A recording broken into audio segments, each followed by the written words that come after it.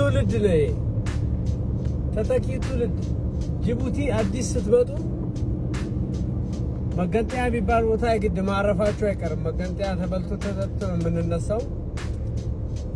ኪሎ ሜትር ያው ትይዛላችሁ።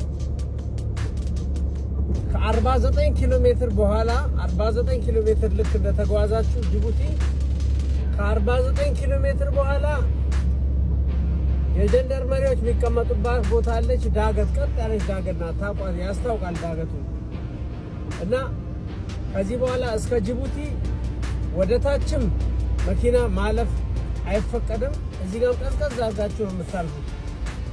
አሁን እዚህ መሀል ላይ ቆማለ።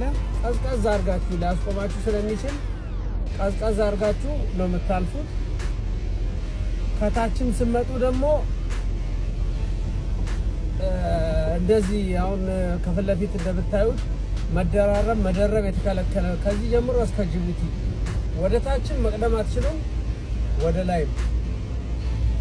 ነጠብጣብና ዝግ መስመር የሚባል ነገር አለ። እሱ እዚህ አይሰራም። በቃ መቅደም የለብንም። ለምን? አብዛኛውን ጊዜ አደጋ ስለሚከሰት በጣም በጥንቃቄ ነው የምትጓዘው። ከዚህ በኋላ ከመገንጠያ የ50 ኪሎ ሜትር ቦታ እያየ ሰፊ ቦታ ሲሆን ትቀድማለህ። ግን ይሄ በጣም የቆመ መኪና ወይንም የተበላሸ ካለህን አትቀድምም እና ጥንቃቄ ይደረግ። እቺን መልዕክት ለማስተላለፍ ፈልጌ ነው። እና ይኸው መኪኖችን እንደምታያቸው ከታች ጀምሮ የሚመጡት አይደራረቡም። ትንሽ መኪና ምናምን ሊደርብ ይችላል እንጂ ከባድ መኪናን አይደርብም።